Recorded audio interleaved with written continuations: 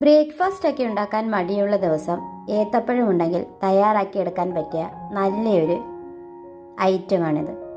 അതിനായി ഒരു ഏത്തപ്പഴം ചെറിയ കഷ്ണങ്ങളായിട്ടൊന്ന് മുറിച്ചെടുക്കണം. അതിനുശേഷം ഒരു പാൻ അടുപ്പിൽ വെച്ച് കൊടുത്ത് ഫ്ലെയിം ഓൺ ചെയ്ത് പാൻ ചൂടായി വരുമ്പോൾ അതിലേക്ക് നെയ്യ് ഇട്ട് കൊടുക്കാം.